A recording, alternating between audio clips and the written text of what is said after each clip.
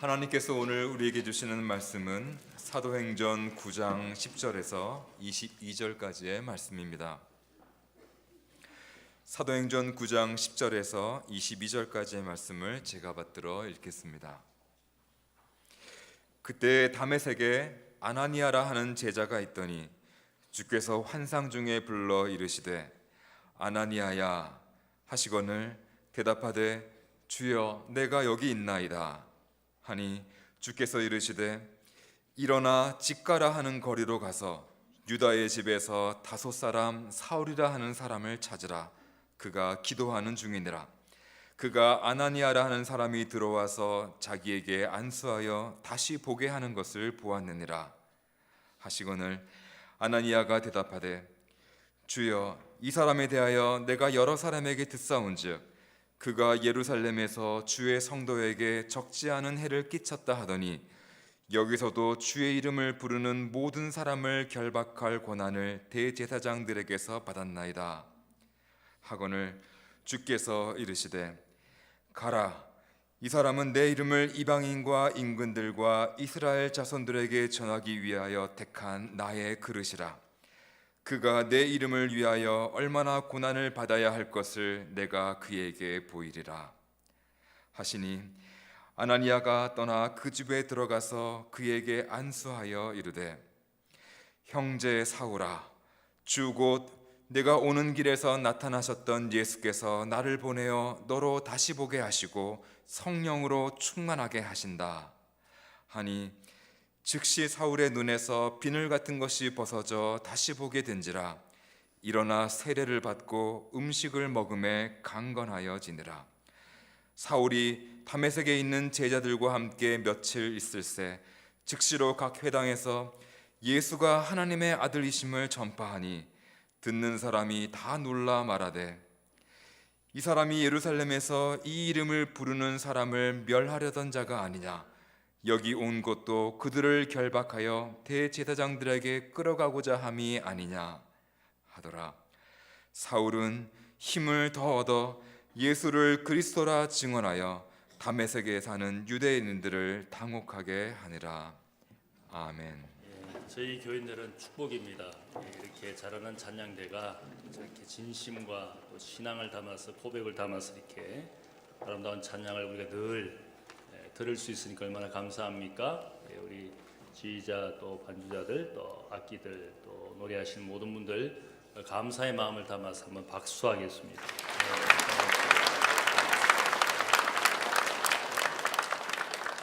우리 음악부에서 계속 찬양 대원을 모집하고 있습니다. 여러분들 기회가 될 때 지원하십시오. 늦게 지원하면 받아주지 않습니다. 기회가 주어질 때 열심히 또 가셔서 봉사하면 좋겠습니다.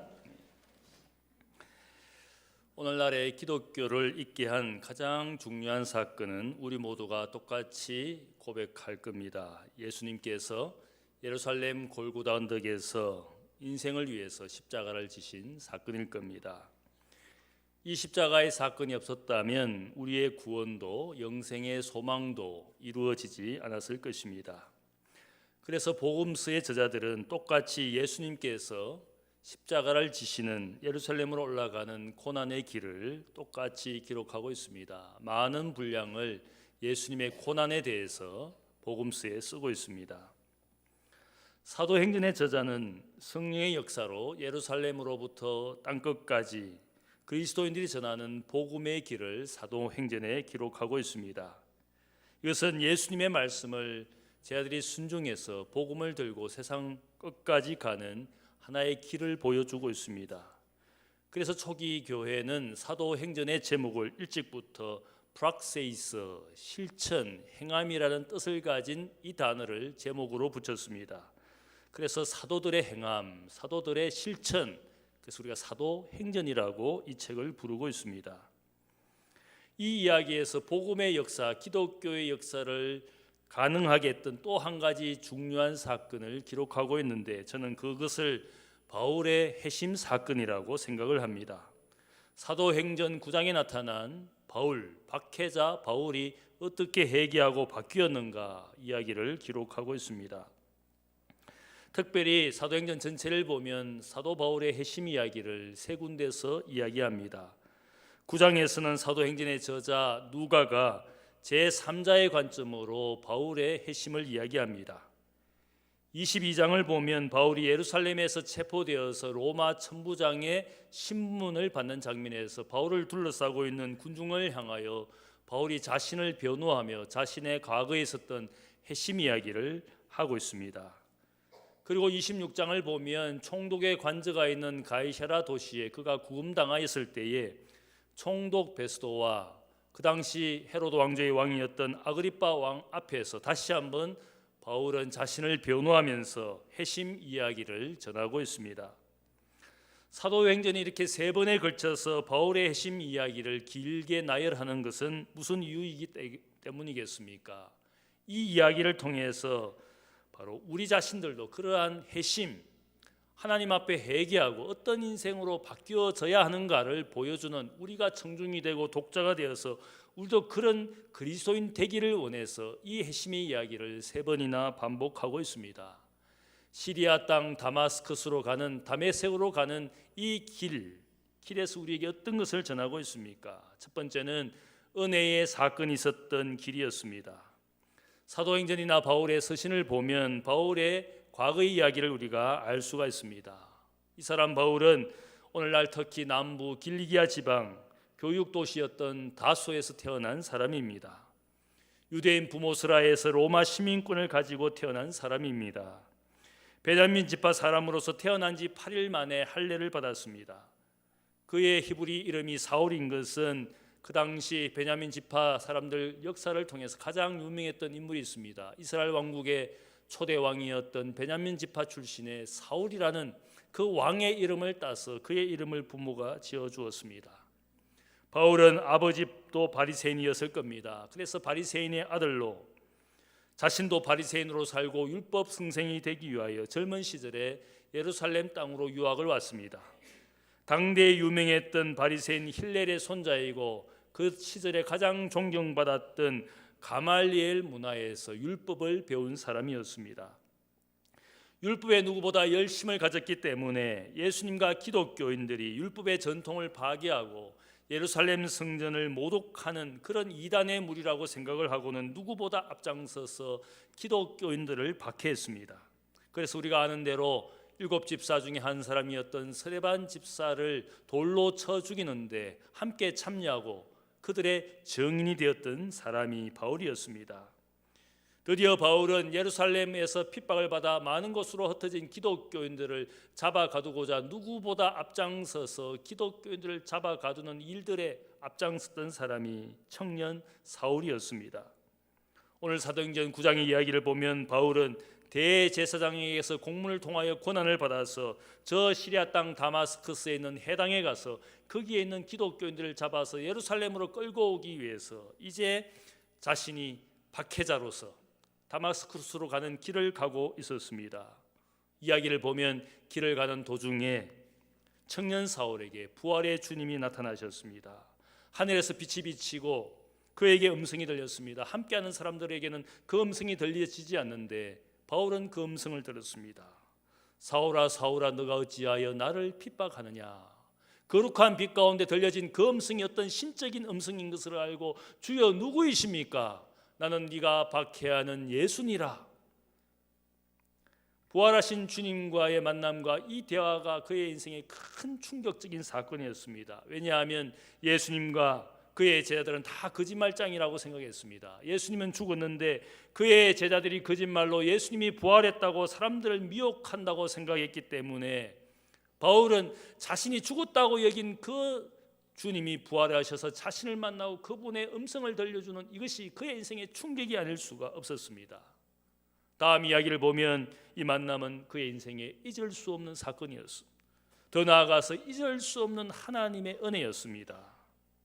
그래서 고린도 교회에 보낸 편지, 부활을 믿지 못하는 교인들에게 그가 편지하면서 자신은 예수의 부활을 목격한 사람이고 이 부활이 없었다면 우리의 인생의 구원도 우리의 소망도 우리의 믿음도 다 헛된 것이다. 예수님의 부활이 없다면 기독교 신앙의 모든 것이 헛된 것이라고 그렇게 그가 고백을 합니다.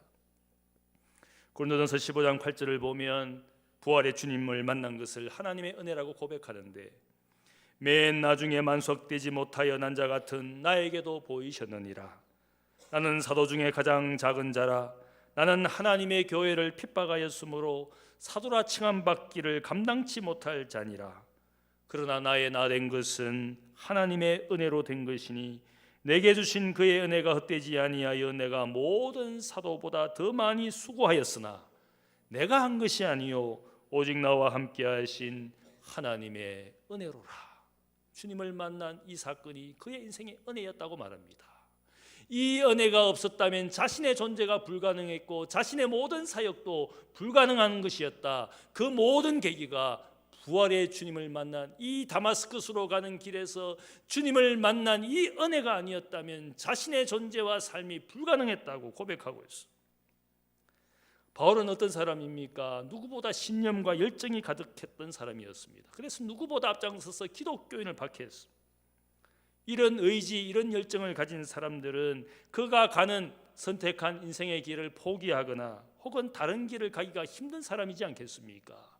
우리가 사람들을 보면 의지와 열정, 신념이 가득한 사람이 있습니다. 그런 사람은 누가 설득한다고 해서 혹은 막는다고 해서 그의 인생의 길을 포기하는 사람이 아닙니다. 신념과 열정의 사람들은 대부분 한번 정한 길을 최선을 다하여 어떤 방해와 박해가 있어도 가는 사람이지 않습니까?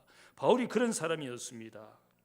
그런데 이러한 인생의 길을 가는 바울이 부활의 주님을 만났기 때문에 전적인 하나님의 은혜에 그 인생이 부딪혀서 돌아서지 않을 수 없었습니다. 진리이고 생명이신 주님 자신이 거짓이라고 생각했던 그분이 진리였고 진짜였기 때문에 그 은혜 때문에 인생의 길을 유턴하지 않을 수가 없었어요. 그래서 우리가 다음 바울의 모든 이야기가 어떤 이야기입니까? 복음의 박해자가 복음의 전파자가 되었습니다. 교회의 파괴자가 교회를 세우는 자가 되었습니다. 이것을 우리가 회심이라고, 헬라어로 메타노이아라는 말은 에프트, 그 다음에 노이아 누스라는 에프트 마인드, 마음의 변화를 이야기합니다. 마음을 바꾸었다, 생각을 바꾸었다, 그런 뜻을 가지고 있습니다. 원래 이 용어는 군대에서 쓰던 용어입니다.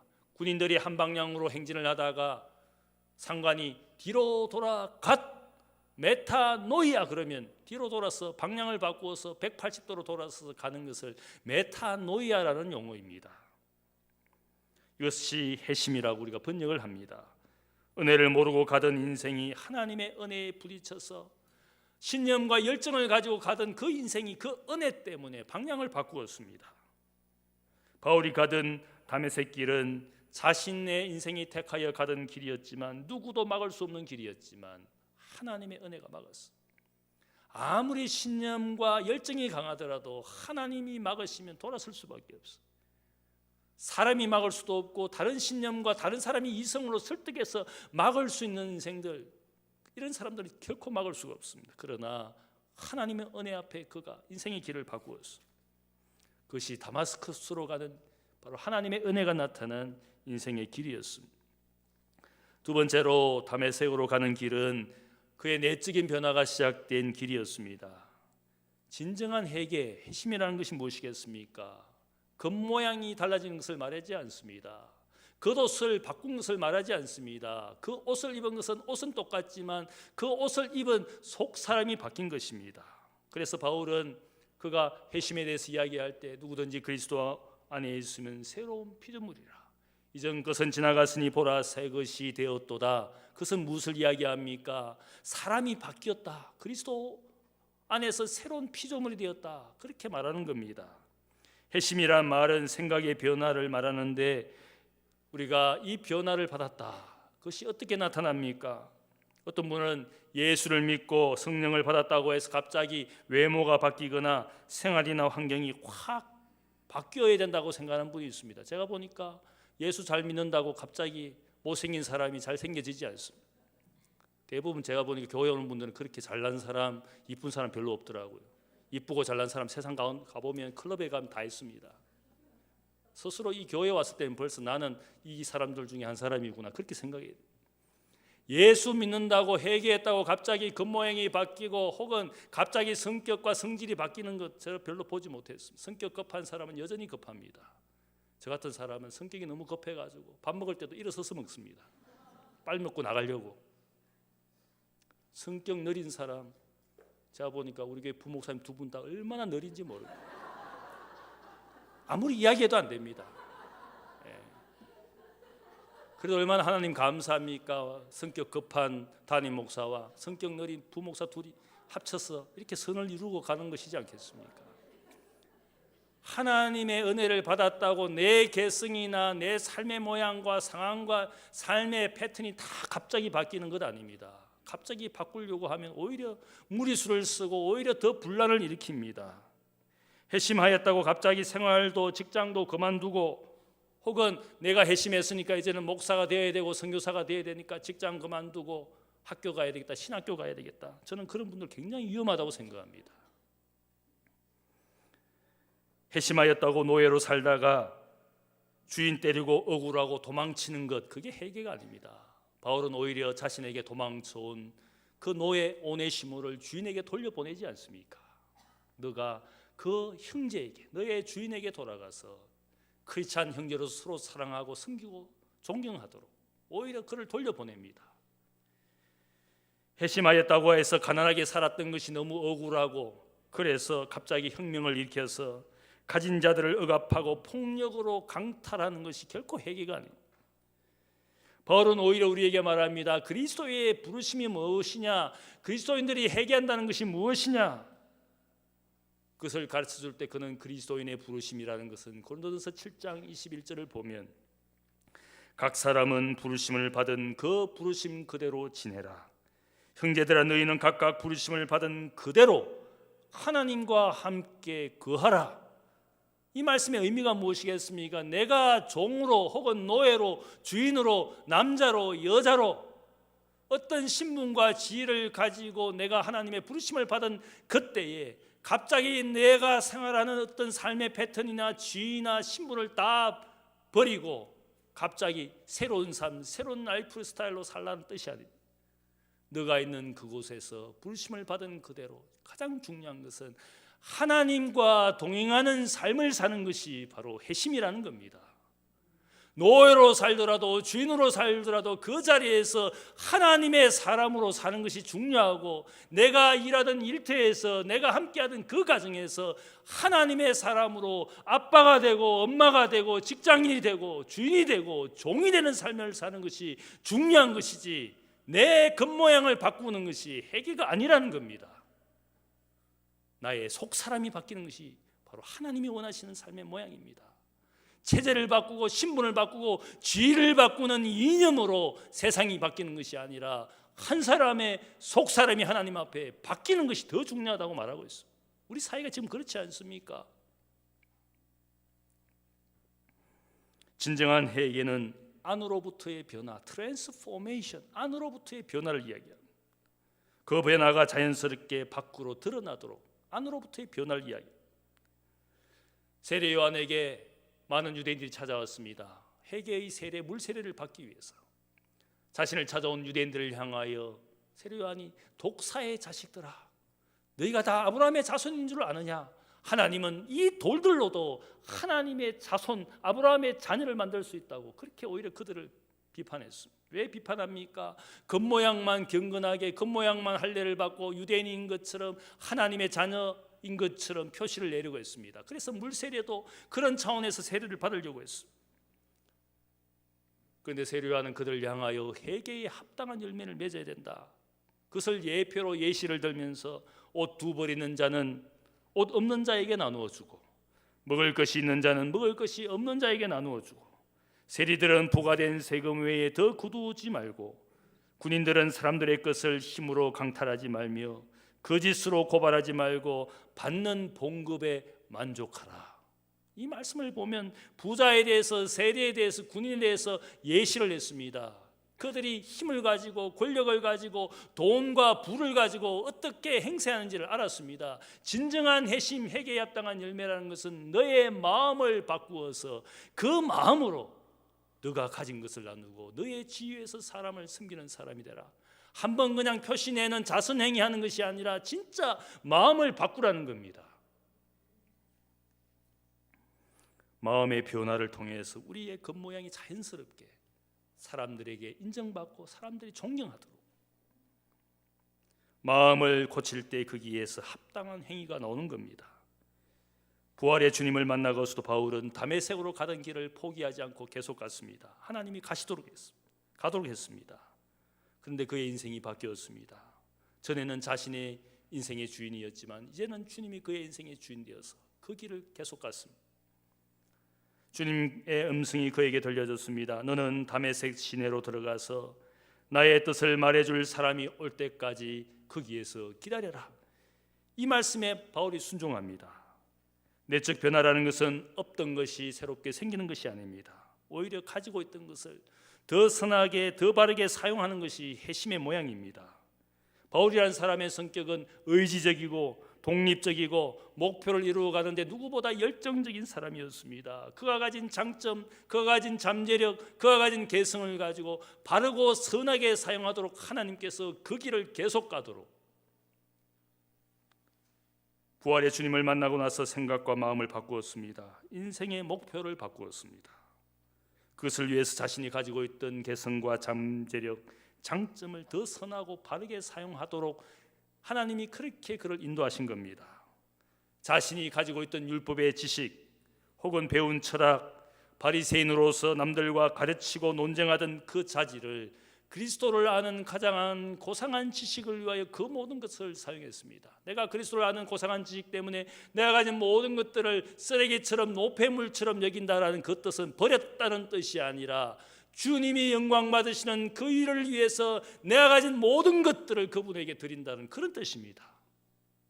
여러분이 가진 개성, 장점, 잠재력, 배운 세상의 많은 것들을 포기하라는 뜻이 결코 아닙니다.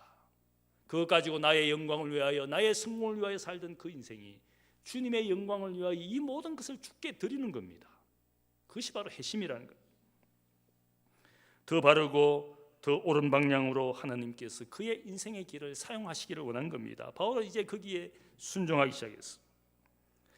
만일 바울이 가지고 있던 모든 것들이 다 쓸모없는 것이라면 아마 하나님께서 더 이상 다메섹으로 가지 말고 새로운 장소, 새로운 곳에서 새롭게 다시 시작하라고 말씀하셨을 겁니다. 하나님은 그렇게 말씀하시지 않았어. 네가 가던 길을 계속 가고 거기에서 나의 뜻을 전개해 줄 그 그리스도인을 만나도록 이 길을 계속 가도록, 이제는 박해하러 가기 위해서 가는 것이 아니라 거기에 있는 제자들로부터 도움을 얻기 위해서 하나님의 뜻을 증거받기 위해서 네가 가던 길을 계속 가라고 말씀해 주셨어. 이제는 다마스쿠스로 가서 거기에 있는 그리스도인들에게 도움을 받고 그들에게서 배우고 그들과 함께 시작할 것을 말씀해 주셨습니다. 여러분이 가지고 있는 것을 포기하는 것이, 여러분이 가진 재물을 다 버리는 것이 회심이 아닙니다. 내가 가진 것, 내가 가진 재물, 내가 가진 모든 것들을 주님의 기쁨이 되도록 바르고 선하게 사용하는 것을 우리가 회심이라고 말합니다.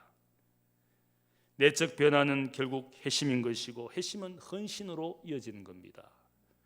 로마서 12장 1절을 보면 이 사실을 분명히 이야기합니다. 형제들아, 내가 하나님의 모든 자비하심으로 너희를 권하노니 너희 몸을 하나님이 기뻐하시는 거룩한 산 제물로 드리라.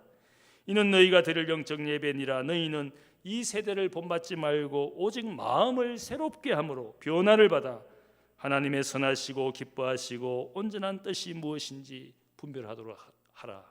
여기에 보면 회심, 마음의 변화를 받아 새롭게 되어서 하나님의 뜻을 분별하고 너의 인생을 하나님 앞에 산 제물로 드리라. 회심과 헌신을 동시에 이야기합니다. 회심 메타노이아, 돌아서는 것을 이야기합니다.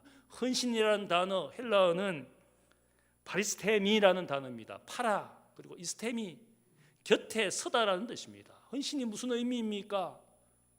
간단합니다. 하나님 곁에 서는 것을 우리가 헌신이라 이야기합니다.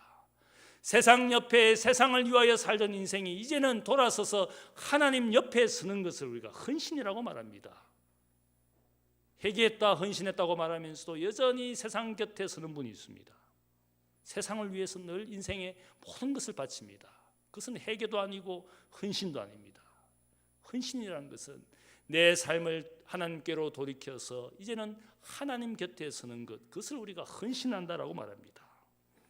회개하였다고 말하면서 세상을 여전히 향해 살고 있으면 거짓 회개입니다. 헌신하였다고 말하면서 여전히 세상 곁에 세상 편에 살고 있으면 거짓 헌신을 한 겁니다. 바울이 계속해서 다메섹으로 갔던 그 길은 변화된 삶의 시작이었습니다. 회개와 헌신의 삶을 살기 시작한 그런 길이었습니다.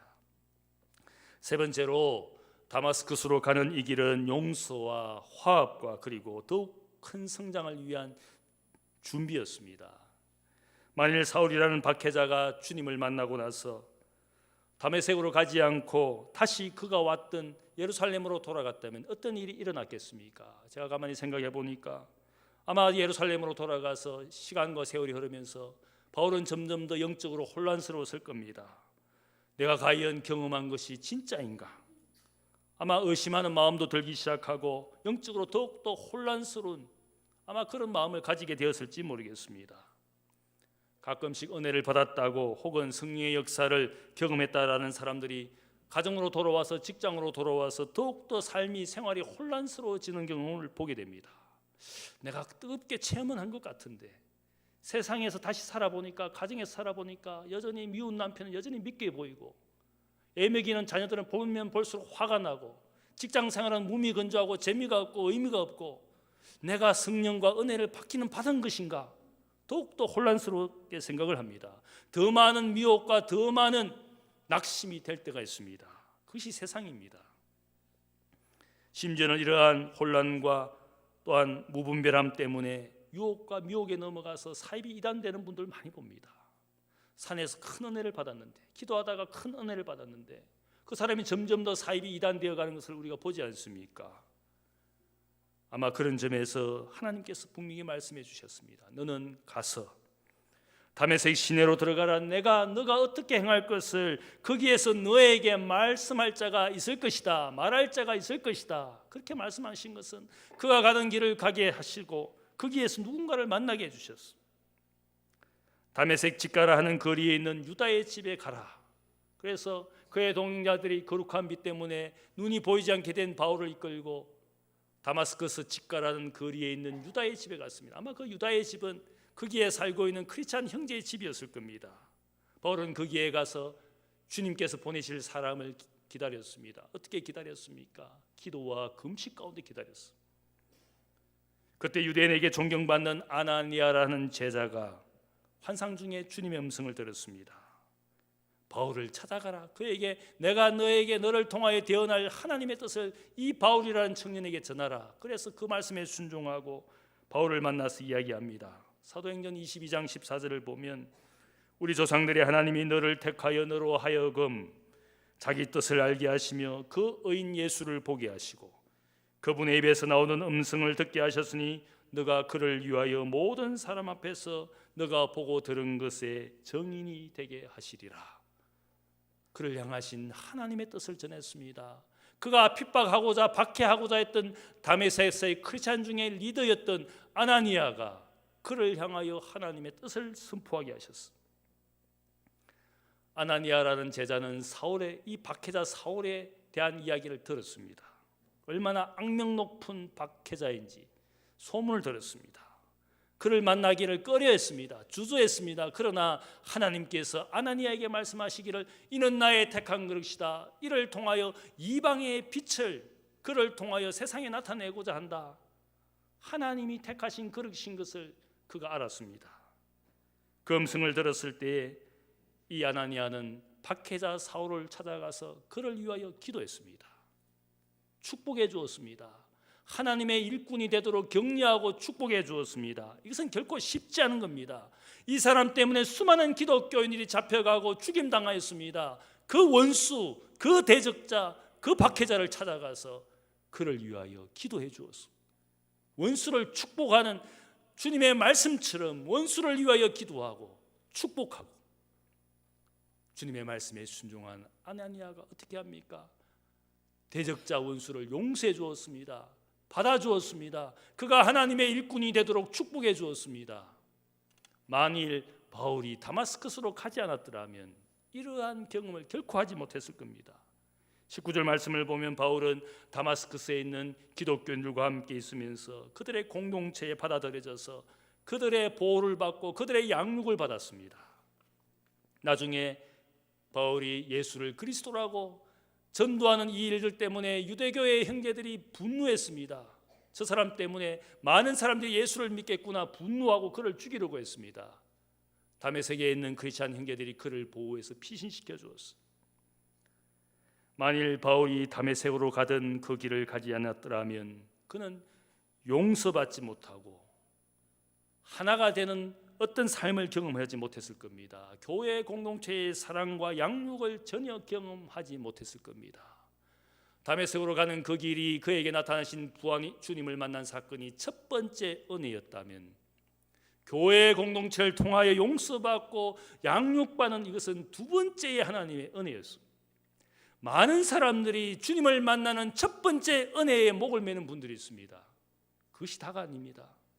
교회 공동체를 통하여 사랑하고 격려하고 위로하고 배우고 양육받는 이것도 하나님의 크신 두 번째 은혜입니다. 어떤 분들 이걸 너무 무시하는 분들이 있어요. 열심히 기도해서 내가 성령 받고 은혜 받으면 되지. 공교회 공동체도 모르고 형제도 모르고 성도도 모르고 독불장군처럼 사는 분들이 있습니다. 만일 바울이 그러했다면 그는 결코 위대한 사도가 될 수 없을 겁니다. 예루살렘 교회의 사도들과 친교의 약수를 나누고 그를 세워주고 그를 위하여 기도한 아나니아가 있었기 때문에, 그를 보호해주고 양육해준 다메섹의 형제가 있었기 때문에, 그가 박해자인데 회개하였다는 사실을 믿지 않는 예루살렘 교회 사도들에게 바나바라는 사람이 나타나서 위로의 아들이라고 별명을 붙은 이 바나바가 바울을 예루살렘 교회에 보증해 주었습니다. 이 사람은 진심으로 회개하였다. 예수를 그리스도라고 증언하는 삶을 사는 진짜 그리스도인이 되었다고 그를 위하여 변호해 준 바나바가 없었다면 위대한 사도 바울은 그의 존재는, 그의 사역은 불가능했을 겁니다. 두 번째 은혜가 있었기 때문에 그의 존재가 가능했어. 예수님을 만났다고, 성령의 역사를 경험했다고 가정생활을 등한시하거나 직장을 때려치우고 신학교 가는 사람 조심해야 됩니다. 다메섹으로 가는 그 길을 하나님께서 가게 하셨어. 자신의 일터에서 자신이 만난 사람 가운데 오히려 새로운 은혜를 경험하면서 그 일을 통해서 하나님께서 그를 위대한 복음의 사도가 되도록 준비시켜 주셨습니다. 은혜를 받을수록 저는 그래서 가정을 소중히 여겨야 된다고 생각합니다. 일터와 직장을 귀하게 여겨야 됩니다. 거기에 계신 하나님을 만나야 됩니다. 미워하고 싫어하는 가정과 일터가 아니라 거기에 이미 존재하고 계시는 하나님을 통하여 거기에 있는 사람들에게 내가 무엇을 할 것인가, 그것이 진정한 회심입니다. 현장을 떠나고 삶의 모양을 바꾼다고 해서 갑자기 나에게 무엇인가 큰 것이 나타나는 것이 아닙니다. 받은 은혜를 가지고 가던 길을 갈 줄 알아야 되는 겁니다. 마음이 바뀌어서 우리가 하고 있는 일들을 계속하는 것, 그것이 하나님의 기쁨인 줄로 믿습니다. 너가 부르신 그곳에서 하나님과 동행하는 삶을 살라. 그것이 우리의 부르심이라는 겁니다. 마음의 변화를 통해 이루어진 삶의 열매가 진정한 회심입니다. 내가 일하는 그 인생, 거기에 하나님의 영광이 있고 거기에서 영광 받으시는, 거기에서 주께서 기뻐하시기를 원하시는 것이 우리를 향하신 하나님의 부르심인 줄로 믿습니다. 여러분 모두가 하나님 앞에 그런 인생 되시기를 주님의 이름으로 축복합니다. 기도하겠습니다. 사랑의 아버지 하나님, 감사합니다. 하나님 아버지, 우리는 다양한 인생의 모양으로 인생의 다양한 환경에서 살다가 주님을 만났습니다. 때로는 우리의 환경과 상황을 미워하기도 하고 경시하기도 하고 아버지 하나님, 이 상황을 하루속히 벗어나고 싶어하는 우리의 마음입니다. 그러나 우리의 인생의 겉모양 겉옷을 바꾸기보다는 먼저 우리 속에 속사람이 바뀌기를 원합니다. 말씀으로, 성령으로 먼저 내 인생이 바뀌어져서 새로운 마음을 가지고 세상을 살기를 원합니다.